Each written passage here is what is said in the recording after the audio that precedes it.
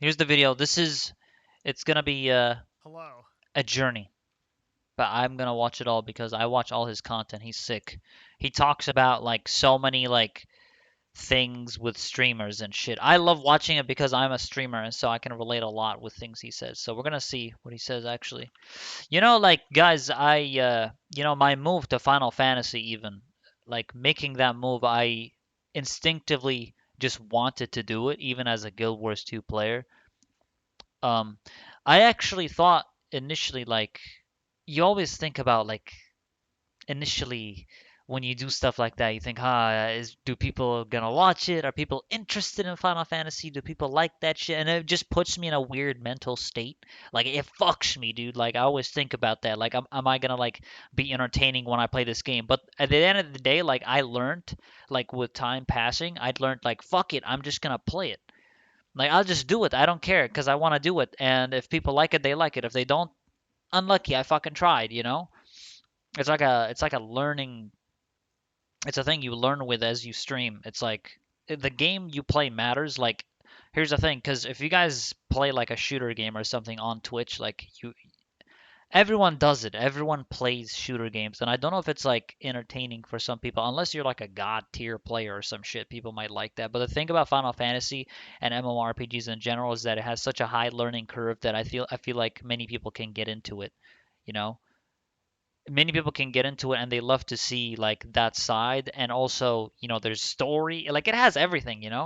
And that's the thing I think with MMORPGs. So we're gonna see the video, see what he talks about this, because I'm sure he will have to mention something regarding switching games or something like that, because that's like something I had to deal with. I had to swap games and shit a lot. um and every time I did, I felt like, damn, what the fuck am I doing? Like, if I just stuck to that one game, I would have fucking dominated. Who knows? Like, it drives me crazy sometimes. Like, I think, shit, what if I played this game? But like, then I moved to FF and like so many things changed. So it's not necessarily bad to change games. It's more like it's a weird state, especially when you're like, you're not Asmongold, you're not. It's different when you have a lower viewership generally. Like it's not like fucking 200,000, 100,000, 50K, 30K like Asmon. What do you think of the entire continuation combo? Yeah, let me actually answer these questions before I hop in. Uh, I feel like it's a good quality of life change for some gunblade mains, but I can see why it removes certain complexity of the class. Personally, I like it. I love it. I think doing the continuation combo into one button, I think, is satisfying. I think it's satisfying. I don't mind pressing Alt Q, Alt 1, Alt 2, Alt Q, but it definitely makes things easier. Also, Black Mage is fucking awesome, by the way, Matsu. Digging it. This is a video that I've prepared over a month to make. The Over world a of live month. streaming is totally exploding. Growth in viewership and the number of streamers is doubling every year, and an increasing number of people are spending time in the live world watching career Let's broadcasters. hear it. But I don't think that we really talk about what that career actually entails. You hear about it from place to place, but there's no one location to get a full idea of it. So today what we're going to do is a complete breakdown on the truth about streaming and what actually comes with it. So Yep. please join me for one of the most important videos I've ever made. It's a weird journey. It really is, especially when you start off. Like, you can't just be going in. I think the biggest mistake streamers make is they literally don't fucking stream when they think they want to start streaming. They're like, oh man, but I gotta wait 3 months. I gotta get a cool mic. I gotta get a cool headset. I gotta stream in 1080p. Bro, just fucking do it. Just do it. Who cares? Like the whole idea is supposed to grow your community. Like in 3 months, who knows? You might have grown a community to some extent. Like you shouldn't worry about that stuff early on. Two quick things before that. Our community is represented by Discord, discord.gg/Devin, which is the kind of central place where we talk about all kinds of things in this industry, including marketing and business. So if you like this kind of topics, please do join the Discord. I And my love second topics ask like is a that heavy one, and as a I'll streamer. try not to do this too often, but I have started a Patreon to support this YouTube, patreon.com/Devin Nash, and I would really appreciate if these types of videos have added some kind of value to you.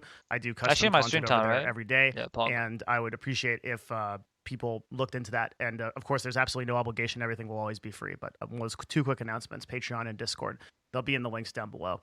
So with that said, let's get to it. Why did I decide to make this video? I have been thinking about this subject for what feels like so long, and so many other broadcasters have talked about it endlessly. What pushed me over the edge, I think, was Asmongold's recent video Mm, where he posted what's really been happening, and Asmongold opens up about his life and future. He talks about the yeah. massive I saw that, by the way. I saw that he talked about like his mom and stuff, and like he stopped streaming for those days because he had something to do in real life. mental effect of streaming and Yeah, how he needs to orient his life in a whole different way in true, order to be able to sustain broadcasts at the level that he does. true, We also see this from pretty much every significantly full-time creator. I mean, in terms of time invested.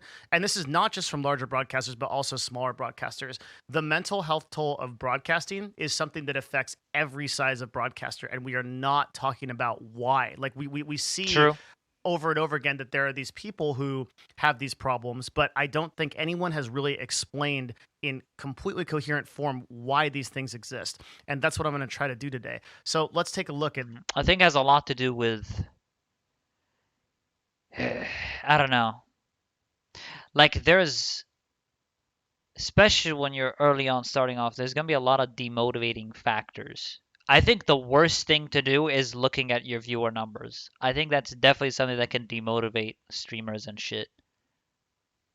Like I just let it happen, you know? I don't even like check how many viewers I have when I'm streaming and stuff because I never want it to affect me. Like, I was like, oh, what? Am I boring? Like, people don't watch it because I'm boring and shit. Like, I just do it, you know? Just keep streaming, keep doing your thing, as if people are there and stuff, you know? like what I kind of mean. So here's a Yeah, really you have to put yourself in that state, you know? You can't like be upset like, oh man, why do I have no one watching tonight and shit? Oh fuck this, yeah. Because if you do that, it literally will destroy you, powerful clip from Asmongold on this subject. Like, and that's the thing, right? Is like especially when you stream a lot. I like having fun. I like playing things up. I like doing that stuff. And honestly, like if I can't do that, if I can't have fun, and I have to constantly like watch what I say because people are gonna take it and like use it against me, I just don't want to stream anymore. And that's really the truth. Like there's a big part of That happens especially when you're with larger numbers. Like, me that's that true. just wants to quit. I don't want to do it anymore. It's not fun. I'm not enjoying myself. And if it keeps up this way, I probably will. So you can just see the emotion here, I didn't even remember him saying that. That must have been recent. right? And this is Hassan commenting on Dan's Gaming, kind of a mental health meta commentary on Dan's Gaming, who was expressing at this time some of the difficulties of broadcasting. Mm. Who would have thought that sitting in your living room and talking into a camera for 8 hours a day would have lasting negative consequences? You know the funny thing is, guys, like it's so normal to me now to do it, like talking in front of a camera, 'cause I like it just feels normal to me now. Like maybe when I first started streaming, like honestly, even when I first started streaming, like I know I'm putting myself in a position where like okay, I'm talking to people and there's a camera in front of me and I'm just like, but I want to see what Hassan actually says about the negative factors that come with it. Because you are talking to an audience. You're not necessarily talking to yourself, but it might feel that way, I guess, on the outside. On your mental health. Right. But we're seeing this all over the place. So Pokimane, as of the time of this filming, has basically taken about a month off, where releasing this statement. Oh shit, she did.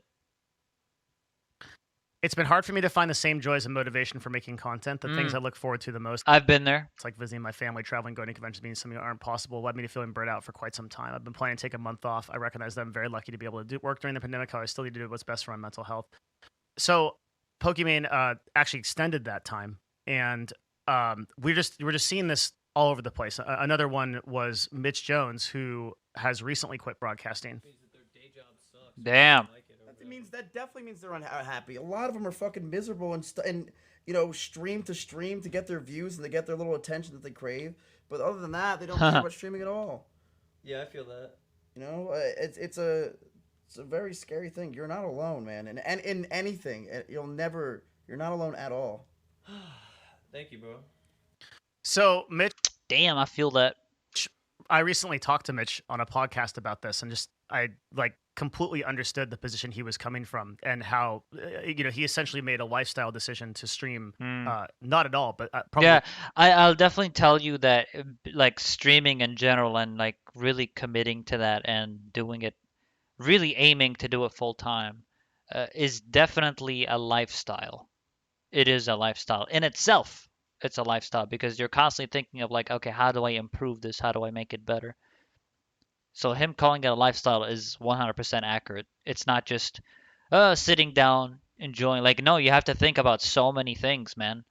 Like, not only that, but how am I gonna entertain my audience? How am I gonna evolve my stream? How am I gonna make people want to see my streams? All that, it just races in your head, and you have to like use outside sources to actually expand your stream as well.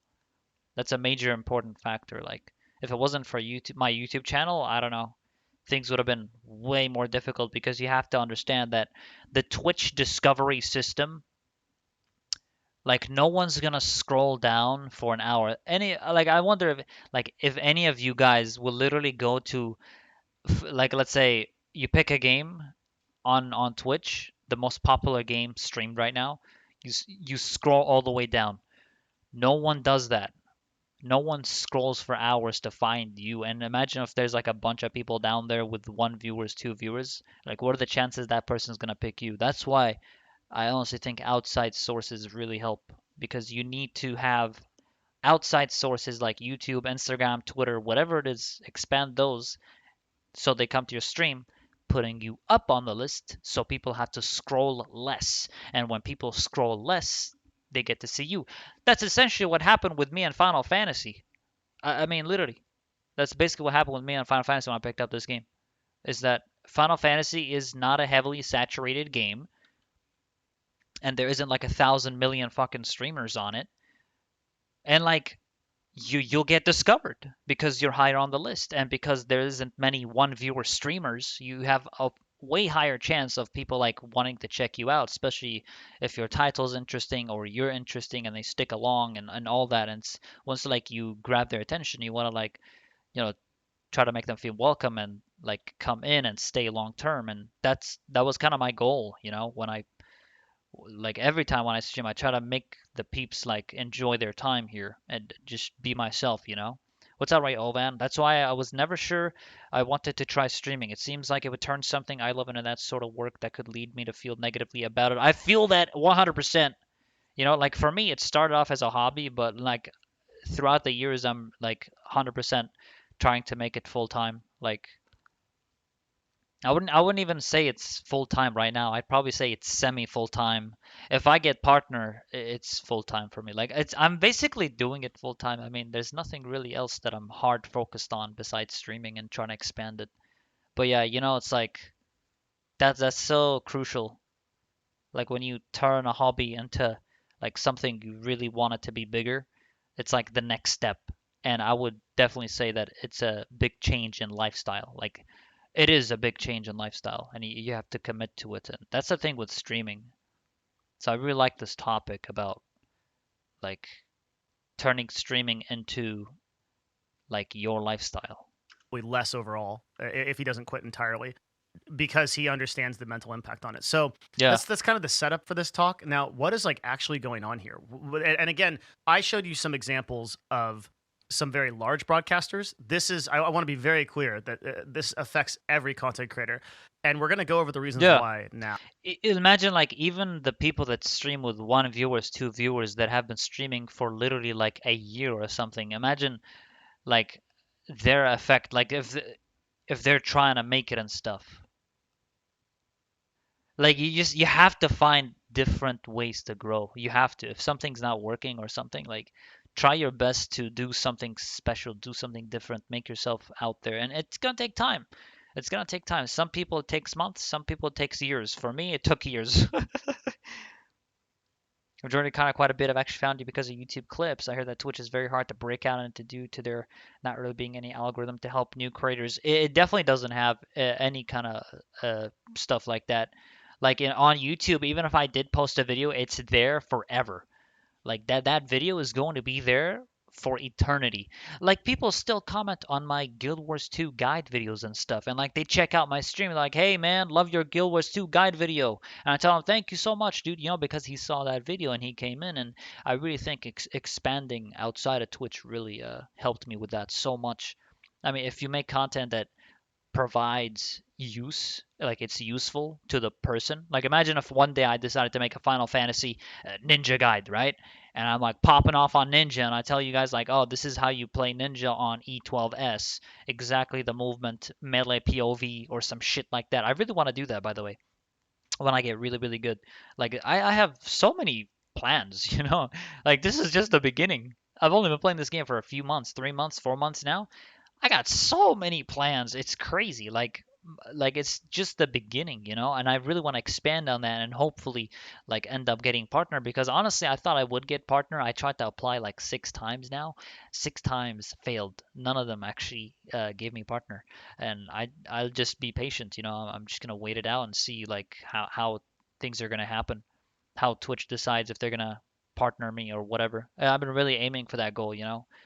And I'm not gonna feel disheartened by it. I'll just literally keep trying. Like I'm not gonna cry about it. We just fucking keep going, baby.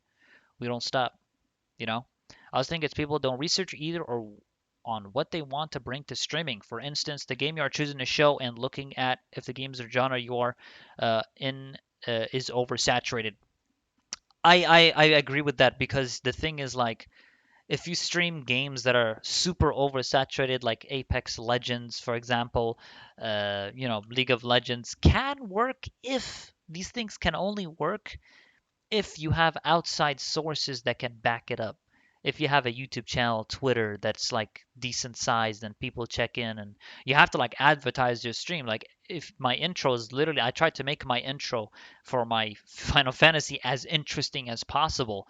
So it's literally me doing fucking ninjutsu ninja moves and then banger music, twitch.tv/only9, join the creed, like I gotta advertise my stream in every possible way I can as they're watching the video. Like that's so important because you're not gonna just make it by just streaming on Twitch only with like one viewer or two viewers. People are gonna have to scroll down forever, especially in oversaturated games. And that's why I love like not only do I love Final Fantasy and Guild Wars 2, but they're games that are actually fun to watch. I think depending on the person and how they choose to make it fun. It's got a lot of complexity to it. As in you are very high ranked and can be out-named streamers who recognize you. Exactly, like if you're really pro at the game, people really want to like see that professional level of gameplay. But like even then I've seen like GM Overwatch players at the bottom of the list. Like people can be good, but they 100% have to expand like in some form because just being good at the game and not focusing on the marketing yourself aspect like you literally have to look at yourself as a brand or something. Like how do I do this? How do I expand my shit, make people watch me and stuff like that? It's like you literally turn yourself into like a full out brand. But yeah. Now, just going one by one. So of course, no Devin Nash video would be complete unless we busted out our one single friend and ally here, the Notepad. Notepad. And this He always pulls up Notepad. is going to be one hell of a Notepad. Let me tell you what, because I have taken a lot of time to compile these reasons. So Awesome. why, like, what is it about streaming that Hmm. is causing this mental health? I want to see if he talks about the things I mentioned. Now I'm curious. Does he talk Problem. about what I just talked about? And why is this so much more prominent in this industry than other places? Now, there's work and overwork is a problem in every industry. But Should I move my camera broadcasting- down? I think I should move my camera down, right? It's probably covering the text. Let me do that. I think it is actually. I'll move this like down. Oh, here sounds good. Fuck. kind of takes the cake for a lot of mental health issues. And there's been people that have risen that have tried to help address this problem and talk about it. Dr. K is probably the best known of those people, who has brought on several broadcasters and revealed that like there is this mental health issue. Myself as well, I've been on that show many times. Yeah, I think pretty much every streamer has it or something to some extent. I think so. Especially the ones that are actually really like grinding hard. Dude, there's such a depressing fucking story about this person. Like he was in Overwatch in our game, and he's like, guys, I'm doing 24-hour stream. But dude, he's like doing 24-hour stream as his first ever stream on Twitch with like one viewer. Dude, that's fucking depressing, man. Like I feel bad for him, like, because I know he's trying really hard to like grow, but he has to like understand like, okay, how do I do this? How do I market myself? How do I? You never do a 24-hour stream as your first time streaming ever. Like, you're just it doesn't work like that, and you have to understand like you have to get discovered first before you attempt something like that, you know. It puts a high toll, and it literally just gonna demotivate you. I don't know. That's my take on it, honestly. The people have to know you first. Now I think almost half a dozen times, showing that broadcasters have these issues, and Never, but that is someone who's trying to grow big fast instead of working on exactly. Exactly. You can never grow fast, like big fast, as you put it. These things take time, dude. They do take time. For some people, it may take months. For some people, it takes a year, years, maybe even. It depends. Sometimes it's literally by chance. Sometimes it's different for everyone. also there's been charities set up, But you can never grow like that fast in like a week, a day. That's gonna be really hard, especially if you have the biggest, best setup ever. You're not discovered. People have to literally know you. Yeah, exactly. The huge numbers that think that's what it takes to get those same stats. Exactly, yeah. Exactly. but one that I'm very passionate about called Rise Above the Disorder. RAD is an amazing charity that helps gamers find therapy. And if you're watching this video looking for that, I will put a link to RAD down below. They're sounds cool. phenomenal. Absolutely. Pog. I would much rather you support them first than my Patreon, for example. They're insanely important. So Humble. we'll talk about that more a little bit later. Humble man. The first reason why people are Let's hear this. why mental health is such a problem in this industry is the hours commitment. Yes, that's exactly what we were just talking about, right? So I'm gonna pull up 3 different profiles and Hours just give commitment. you the stats on them of some of the top broadcasters in the space. So if we look at Amaranth, who is the number 1 female creator as of the time of this recording. Yeah. Amaranth, right now, over the last 30 days, these numbers have changed. So because I've been doing the research for quite a while. So at the time that I took the numbers, 84 hours a week. the total amount of hour investment of Amaranth live on stream for 30 days was 336 hours. It's now 342 hours. I wonder what it is for me when I started FF.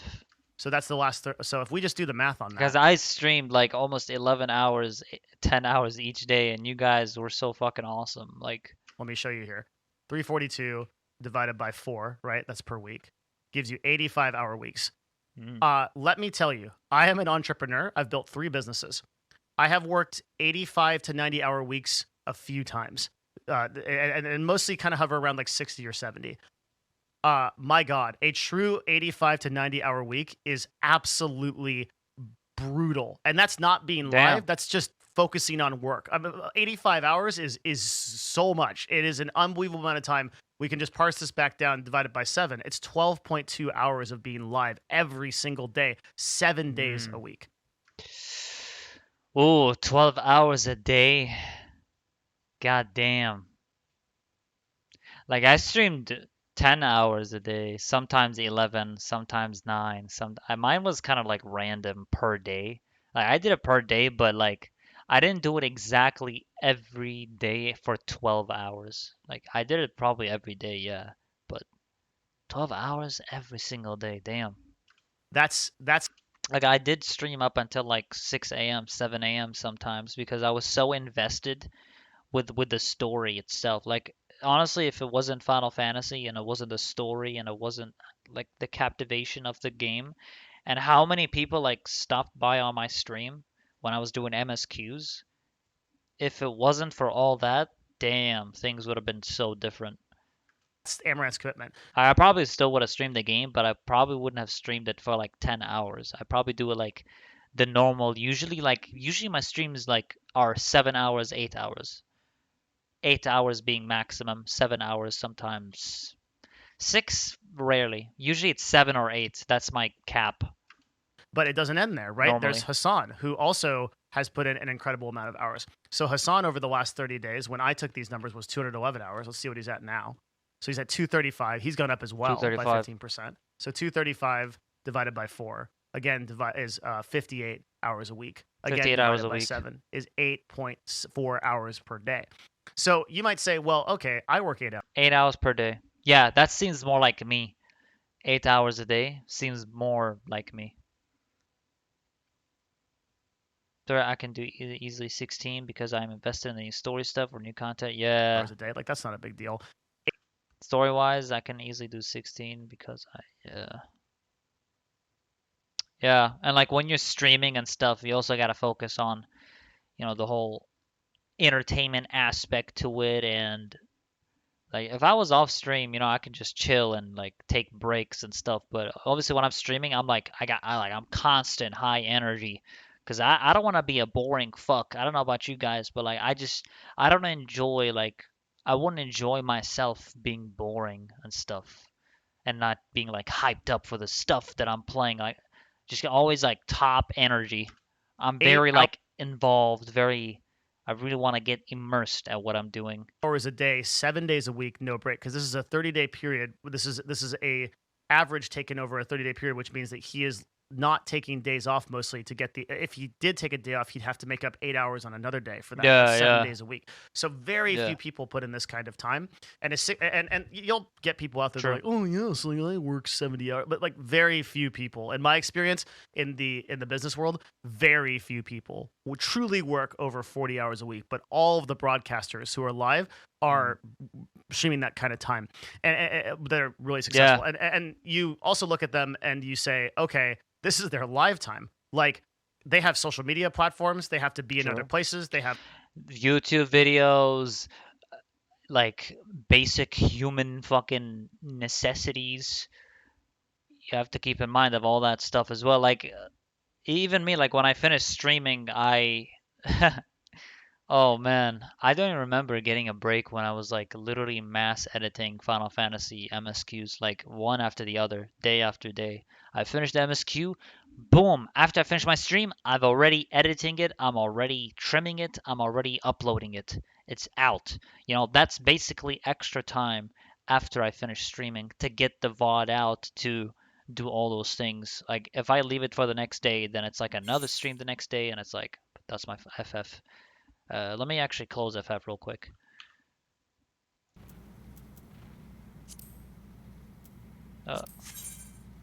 Exit game. Come on. Okay, anyway. Have commitments, they have collaborations. This is the time they're live on their channel. So the hours commitment is absolutely massive. Let's look at another one. This is Asmongold, who Asmon streams a lot. Might look like he is a little bit less. I bring him up specifically because he of his videos. Yeah, because he takes breaks. I mean, it has an effect on him, so you can see the numbers obviously drop lower when he has. So he's recently taken a break from streaming. Like you get punished for that stuff. Like if you're not consistent with it all the time, and sometimes it takes a toll. But you can see his hours streamed did drop because he literally had IRL shit to deal with. At the time that I recorded these numbers, his hours were 136, which doesn't seem that bad. But he also streams on another channel, Zachrar, which gives him 237 hours or 59 hours per week. His second channel. You go look through the total time streamed for many of the top content creators, it is unbelievably. The reason he streams, Asmongold streams on his second channel, is literally because he he said actually himself that it's stressful on his main channel sometimes with how many peeps and the constant stuff that happens, and he has a certain thing to do on his main stream. You get me? Like with it depends like with how many people are watching and stuff. He does things differently. It's like a streamer thing. So he has a second channel where he can be more chill back and stuff like that. That's why he has a second channel. high.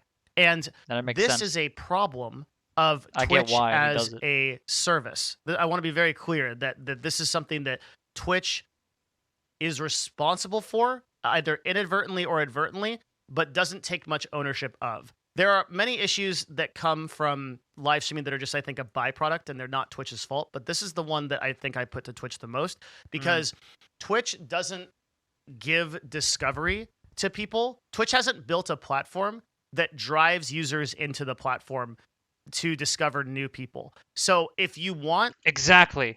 drives users into the platform to discover new people. So Yeah. if you want True. That's literally what we were talking about earlier. at a high level, if you want to stream, if you want to get people to discover you, Yeah.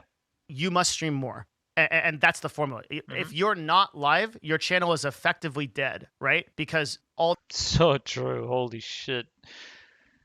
Ah, that's so fucking true, man. Like not streaming literally fucks you.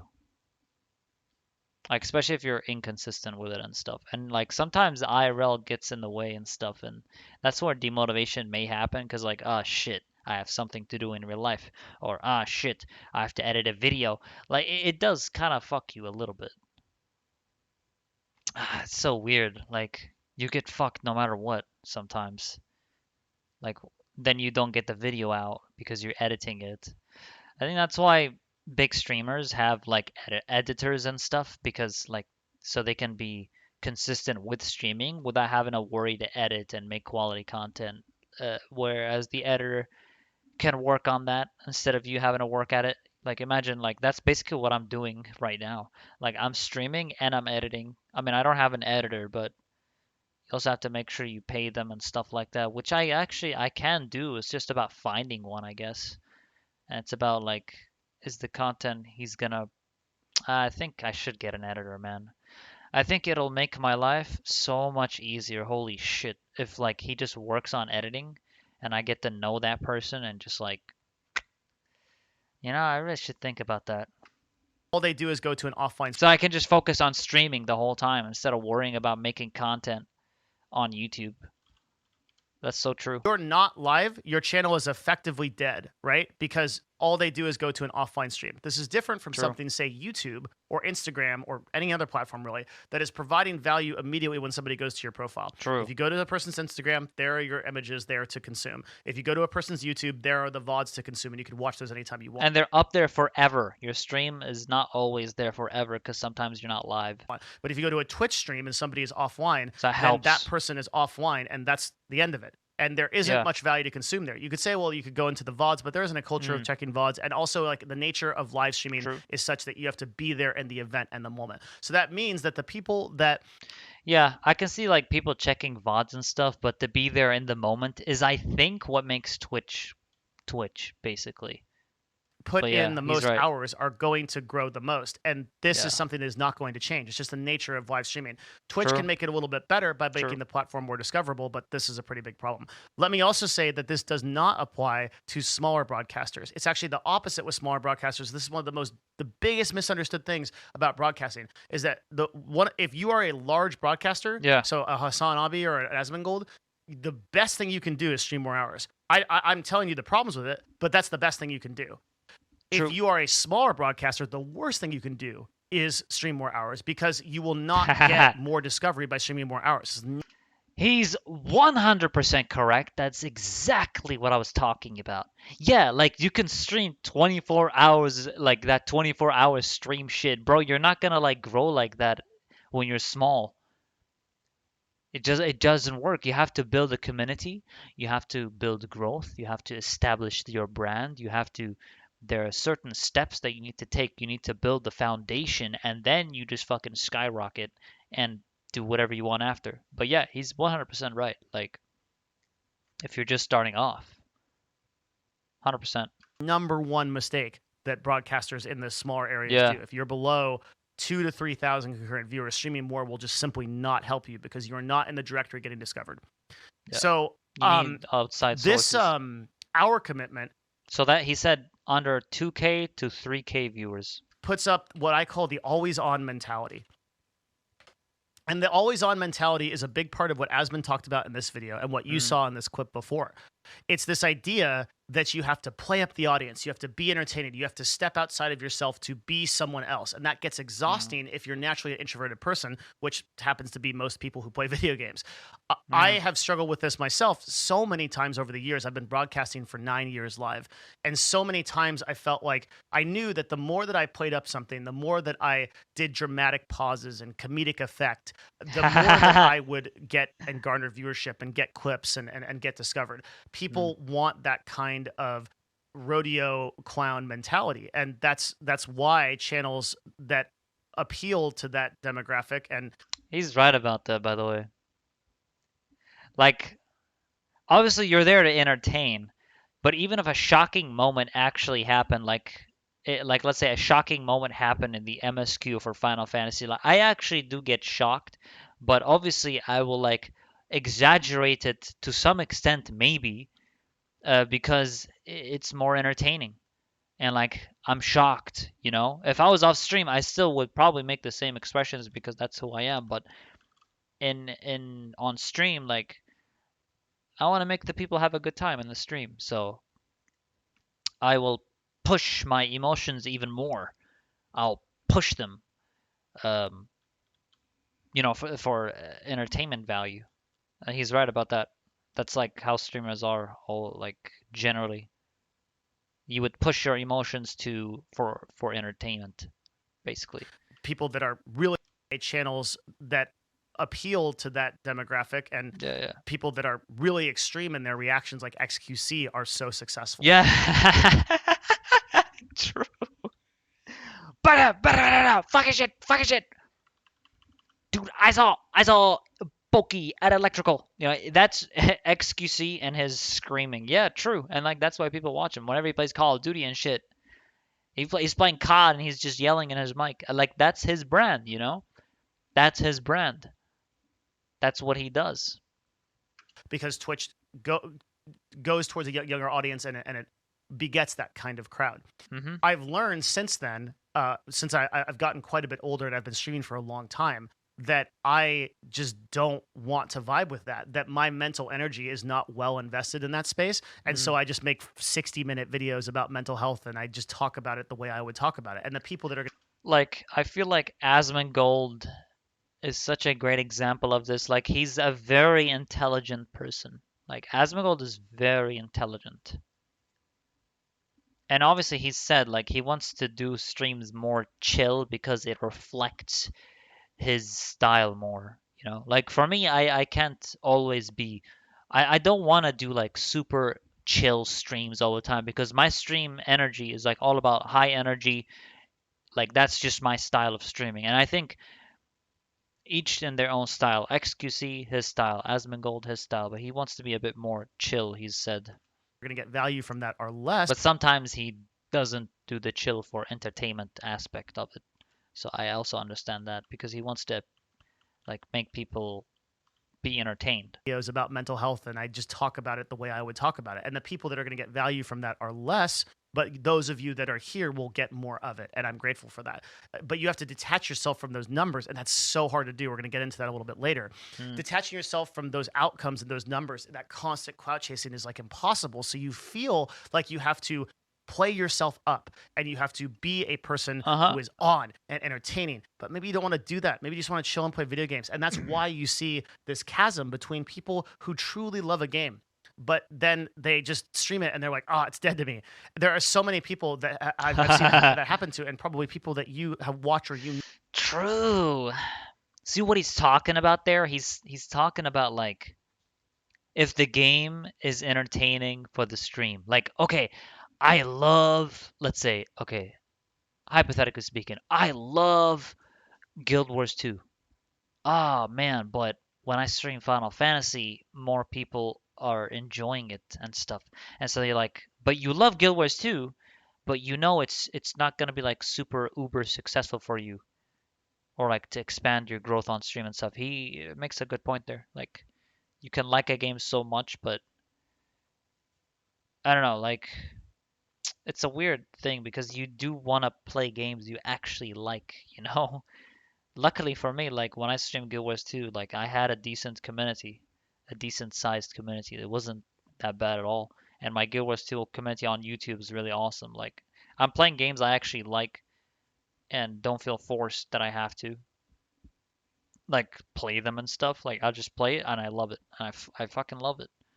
Know that that has happened to, where I'm they'll having have a a good time. game that they love and they'll be like, oh God, I just don't want to play this anymore. Like Yeah. the act of streaming it makes it exhausting. So that is why that happens. It's that always on mentality. True. So fucking true. This guy is spot on with that. Like the act of streaming it makes it exhausting. So Yeah. that is why that happens. It's that always on mentality. Yeah. And let's also talk about direct feedback and negativity and bias. Ah, I can so relate with that shit, man. The always on mentality. Like I get pissed off with League even more when I'm streaming and stuff because funny story, like guys, when I first started streaming League of Legends, like damn, man, I just kept streaming it because like the more I streamed it, the more I hated it, honestly. This is so true. It's 100% fact, literally. It's like I didn't even want to fucking stream it. Sometimes, like, and I keep thinking like, today's gonna be a good day. I'm gonna have good games, but like I still get pissed off at the game anyway. Yeah, I feel that. Okay. So Twitch is the only platform that you consistently receive direct and live feedback without a great way to filter it. Or another way to say this is if you stream, you will consistently see negative comments. Now, Yep, you'll see absolutely. positive ones too, but the problem is that the human brain has a tendency So look at the negative. internalize people's comments that are negative. This is true. Doesn't it ever happen to you guys too? Like when someone like compliments you in real life, like, oh, awesome, thank you so much, thank you. And like, let's say 100 people compliment you, right? And the one person talked shit, it kind of sticks with you, you know? Like all the compliments are great. Thank you, thank you, thank you, thank you, right? But the one guy says some bullshit and you don't like it, like it stings, you know? Like it kind of just it sticks for some reason. Yeah, so he's right about that.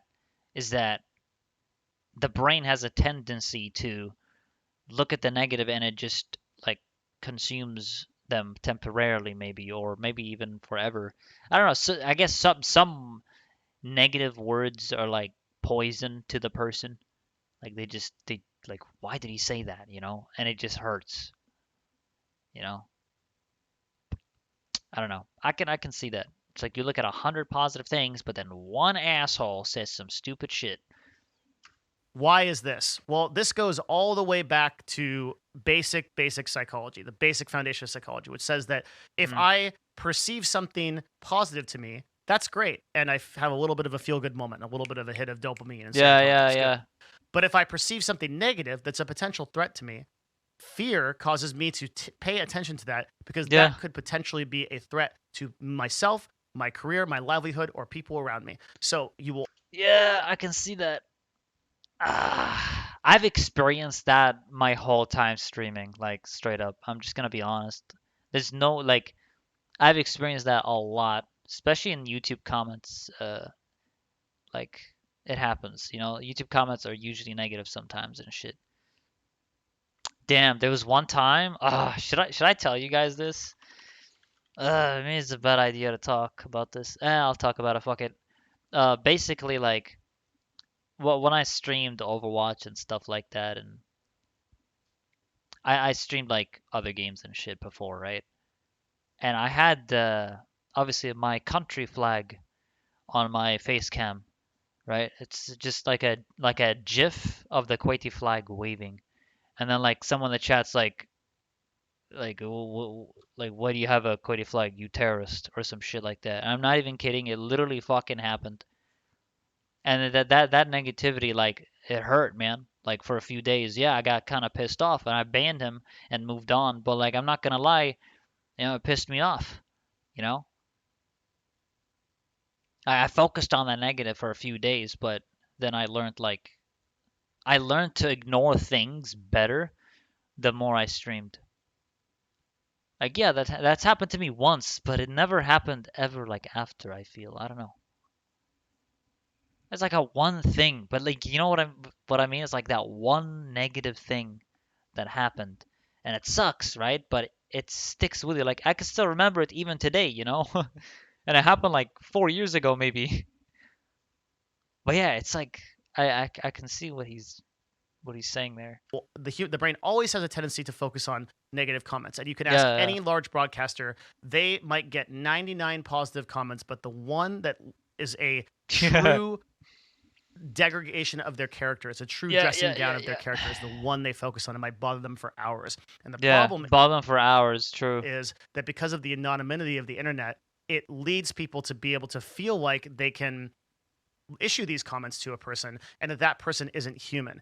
I can't tell you the number of just absolutely tear down comments that I have gotten over time. It Yeah. is unbelievable. I've had entire threads, multiple, dozens and dozens, if not hundreds of times, devoted to just bringing me down. It could be everything. Yeah, they literally make like fucking Reddit thread posts, like talking shit and stuff like that. It happens, I think, especially to the big streamers. It could be physical characteristics. It can be I'm a scam artist. I'm trying to get people out of their money. There's so many things, and the only thing you can really do is the Joe Rogan strategy of post and ghost, right? Which is just like you post and then you leave.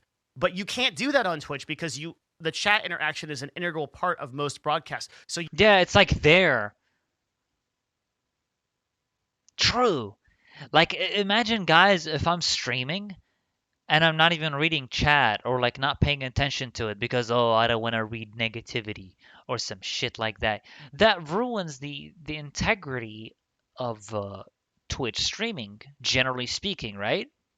Like, how am I gonna be live on Twitch and literally not paying attention to chat straight up? You know, like, so the best way to do it is, like, honestly, just like, you have to ignore it. You have to, because you can't let it affect you.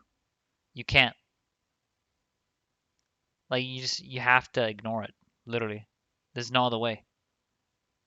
Or you're just gonna constantly be demotivated. Like, yeah, you literally can't ignore chat. Like, you have to think like that's your audience. And just because one person said it doesn't mean that the other, say, 2,000 viewers think the same way.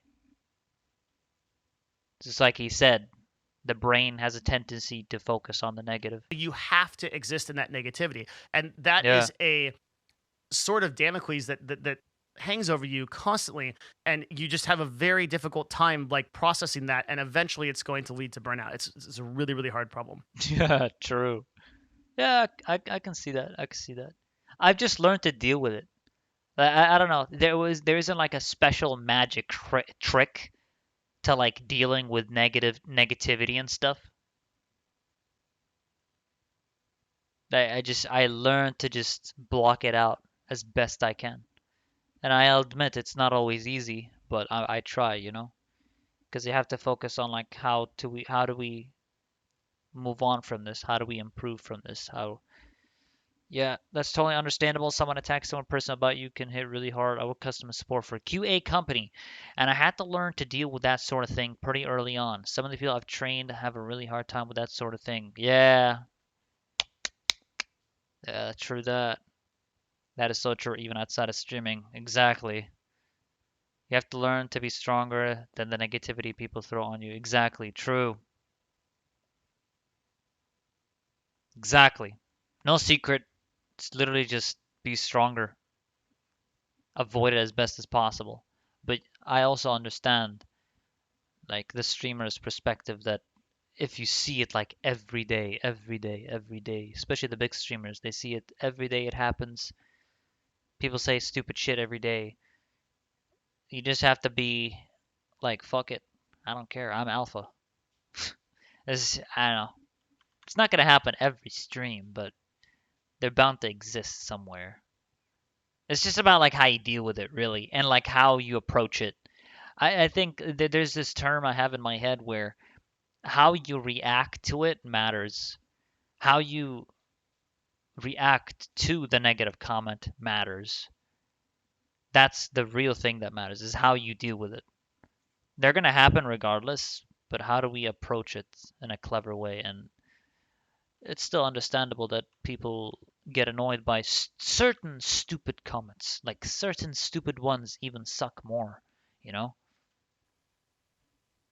So, keeping in mind that my goal in this talk is to outline these problems and to start getting people to pay attention to them. I can't necessarily propose a solution to these because a lot of them Yeah, exactly. Solution to this is a bit difficult. are individual to their community or are solutions that you, the viewer, need to decide to do by issuing more Yeah. positive comments, for example. But that's the goal of this. Number three, yeah. and this is one of the ones that I think is the most prominent, is clout chasing in numbers. Clout Oh man, is chasing. this a big one? So first of all, you are bound to your follower number, Yeah. CCVs, Well, what's CCVs? I actually don't know. tips, viewership, etc. CCV is like the card thing in the back. I'm One sure. of the things that I decided was that I could never create content of any sort of value as long as I was a full-time broadcaster or streamer.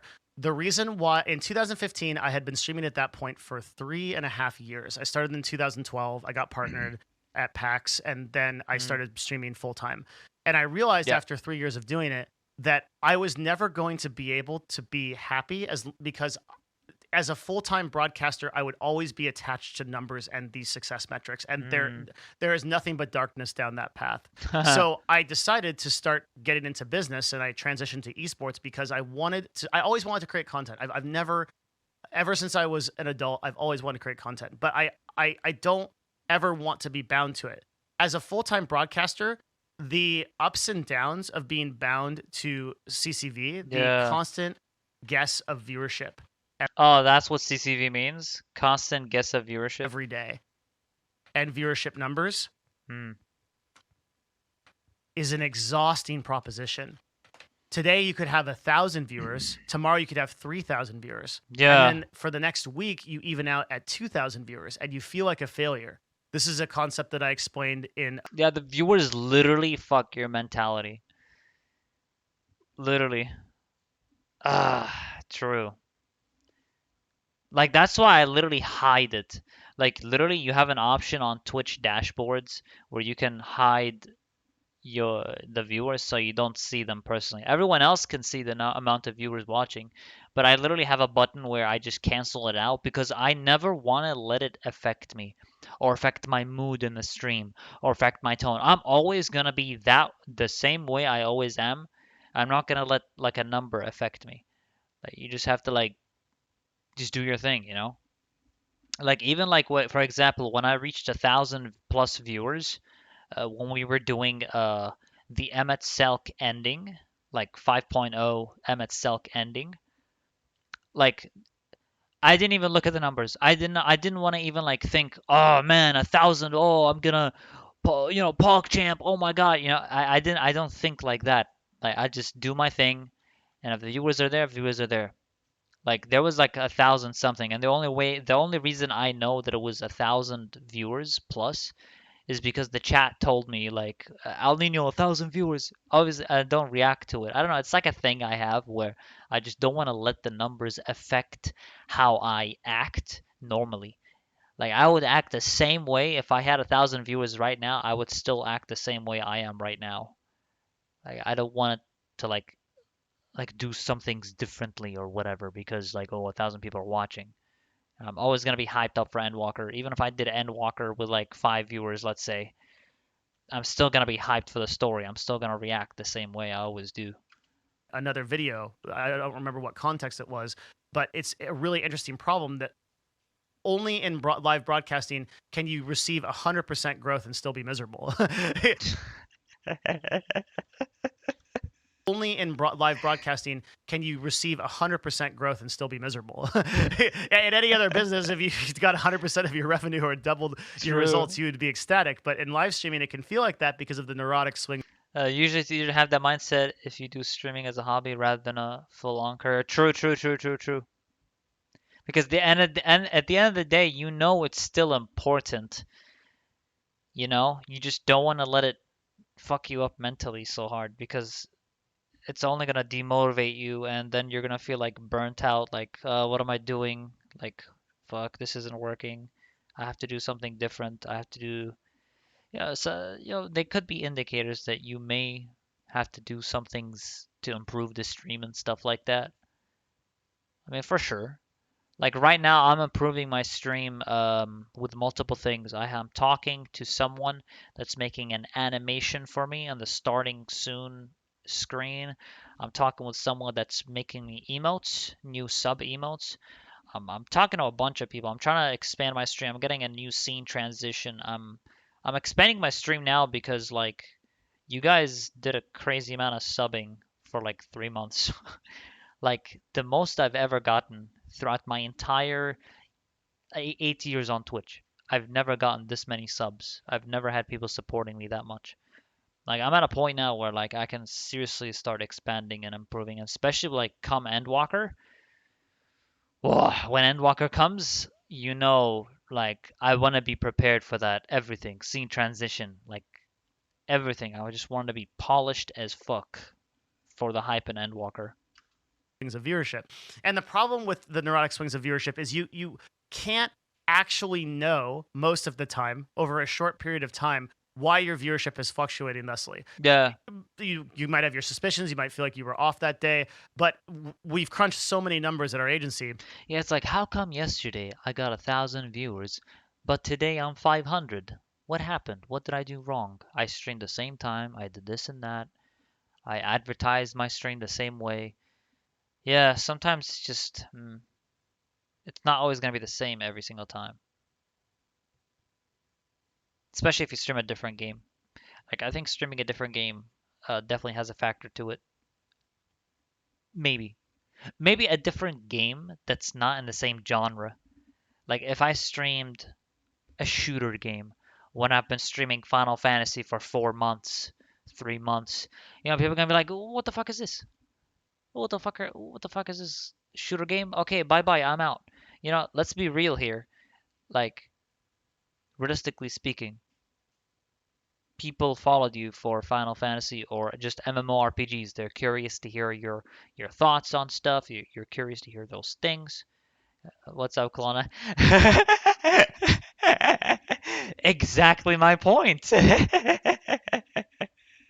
Exactly my point. It's like that's how Twitch is. And just generally speaking, it's not something to be disheartened by. It's literally the truth. It's literally true. Like, yeah, I think it does have to do sometimes with hype. Final Fantasy is a good example. Newer streamers are going to get a lot more viewers because people are watching their reactions as they do the story. They tend to migrate away once you're done and there is no more stuff to react to. That's actually, yeah, that's a fair point as well. Yeah, and the awesome thing is, I grew my community regardless, which is the best fucking thing ever. Like I literally have a community now, like on Discord. People like raid with me on this day. Like tomorrow we're doing Uwu with members of our community. Like you gain something at the end of it, which is so fucking awesome, you know? And like you just keep going.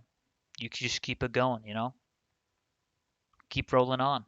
And we know that the only way The best part is growing the community, really. Like I got so much out of that, it's crazy. And on top of that, like a lot of you guys subbed so hard, it's fucking crazy. So many people subbed that we're now like looking to improve the stream even more with everything. to look at viewership consistently over time is over a 90-day period minimum. That's the minimum amount of time because that's enough for trends to even out and to look at your content objectively as a means of what is your viewership doing, what's your community doing. Way Yeah. too many people, I mean, from day to day, I have fielded dozens and dozens of messages from broadcasters over the years about how depressed they've gotten and how sad they are. Dude, this video is so fucking relatable. It's crazy. Dozens of messages from broadcasters over the years about how depressed they've gotten and how sad they are because certain days have affected their viewership. This is Yeah. a huge problem. True. But in addition to that, you're also dealing with the comparisons. But you can't give up. You literally cannot stop. Even if you're having those feelings and stuff, dude, you literally cannot stop. Because one day you're gonna make that one big YouTube video and it's gonna go viral and like a lot of people are gonna see it. Like I made a Guild Wars 2 versus FF comparison guide, for example. That fucking video blew up in like one day. Like it's almost at 30K viewers right now. People love it. People see it. They love to see that mindset, and they love to see me play Guild Wars 2. I played Guild Wars 2 today. Actually, a lot of people from the FF community were actually enjoying me, watching me play it, which was so cool because obviously it's an MMORPG and it's under the same category as Final Fantasy 14. And so cool because like you're gonna have moments like that literally every time. You're gonna have moments like this. At any point, you're gonna have this moment, and if it happens, boom. It's just like it's about chance and it's about quality of your content. It has so much to it. So you literally cannot give up.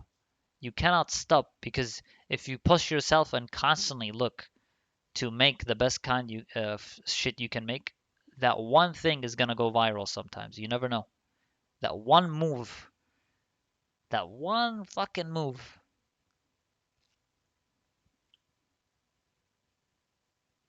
Nah, Guild Wars 2 was fucking hype as shit. How you doing, by Kelowna?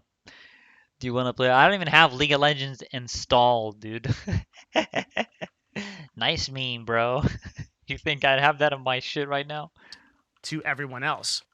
So particularly in gaming categories that are very focused, like Escape from Tarkov or Path of Exile or Magic the Gathering, it's very easy to look at the top few influencers in that category and then constantly feel put out because they might be doing better than you. You don't just compare yourself to your own viewership every day. Good God, you also compare yourself to everyone else's. So if someone else is doing better than you, it's almost impossible the way that Twitch is built as a directory system, as a kingmaker, that a person that has 5,000 viewers is inherently doing better than a 2,000 viewer person, which by the way is completely not true. It's completely not true. Yeah, I agree. I mean, 500, 200. Scroll down like once and you'll see the 200 guy. It's about discovery.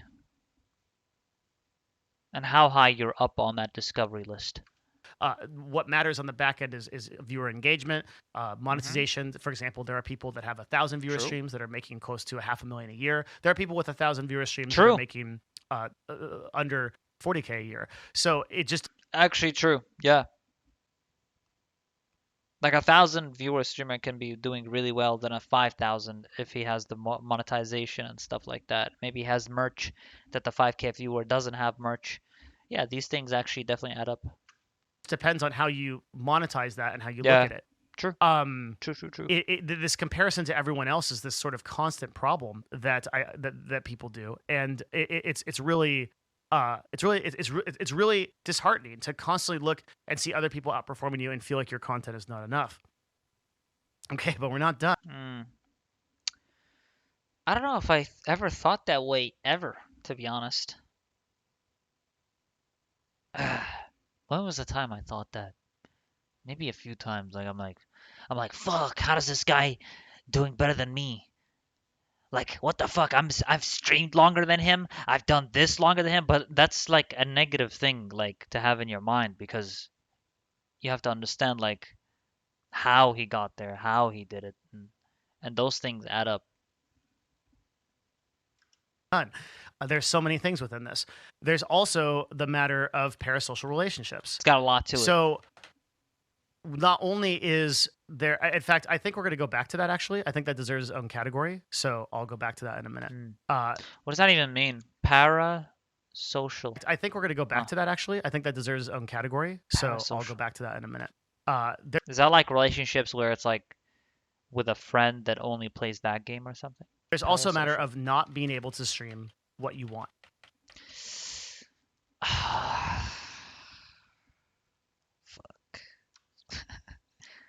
This point is so big for me. Not being able to stream what you want. I felt that when I first, like, in my early streams, man. Holy shit, that killed me. That literally killed my shit so bad. Like, wow, man, if I could go back in time, I literally would have made the right choice. It only took me a few years to make that choice, but I was so like it fucked me so hard. I kept playing this shit game and it pissed me off. It's called League of Legends.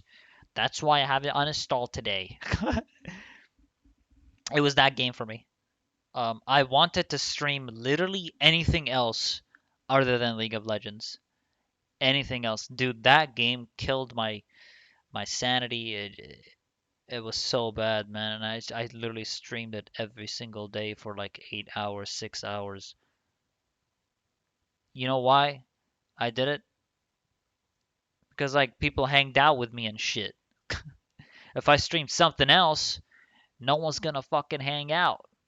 And I just wanted like people to hang out, so I kept playing this shit even though it sucked. It sucked ass, dude. Like, fuck. And then I made the biggest balls move. I was like, you know what? Fuck it. I don't care. People don't hang out with me. Fuck it. I'm gonna play something else. So I picked up Guild Wars 2. I picked up Overwatch. I picked up, and you know what?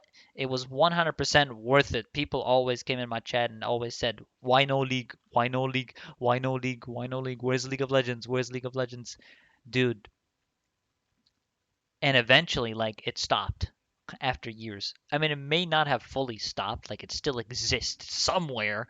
You're gonna have that one guy always saying, like, "Hey man, did you still playing League?" You know, where obviously I did stop, you know. Yeah. Kelowna, you're actually 100% right. Like when they reworked her, that's when my shit got fucked. True. That's literally true. You know, if they never actually did that, I probably would have still kept playing the game. Because the moment they actually did that, it was a heavy demotivation because like I felt like I wasn't good enough and I wasn't doing fun like epic shit. And I feel like everyone else was better than me. I thought I was like hot shit with old cat. And I don't know, it just felt smoother to play, better to play. Yeah, it definitely had a factor to it, I think, Kelowna, for sure. It's good that you mentioned that, Kelowna, because I actually think that definitely is a factor. I'm not gonna say it's the only primary factor, but it definitely like is a factor to it when they changed the way that hero works. To quote Yoshi, nightmare. Nightmare. Yeah, exactly. I would not be able to be consistent with what I'd stream.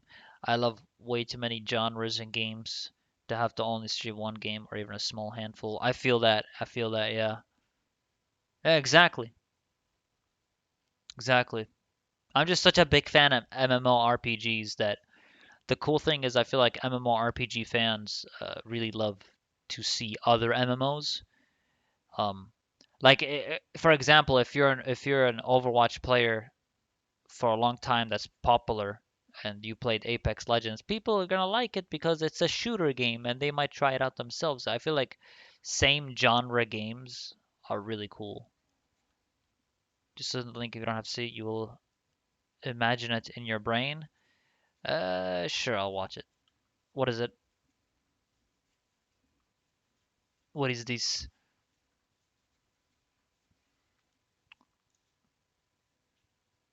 Scar Jungle. Ah, Whoa! that What was on earth wild. is happening here? Remember this?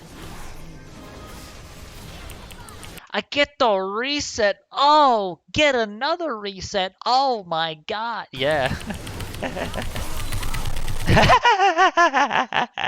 Dude, his keyboard mashed so hard there. Ah, I missed this game when it used to be like this good, bro.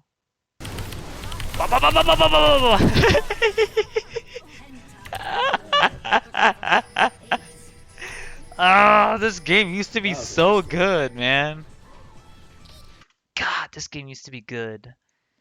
Like they literally I would have kept playing this game legit. I'm not even kidding. You can't even do that anymore.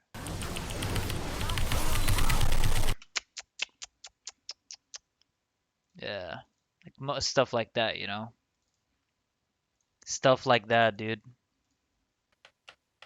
That is to say, there is usually a difference Yeah, so not being able to stream what you want, there is usually. between what a streamer wants to do Mhm. and what they have to do. Yeah, What do I mean by that? that's the best thing is that I don't feel like I have to stream Final Fantasy or have to stream this. I'm literally carefree right now. Like evolution. I just feel like my brain has evolved to not give a shit. Like I don't know. I could just do something and I love it. I don't know. Like that's the position I'm in now. I hope it doesn't change or anything. Like I just want to be able to just do it.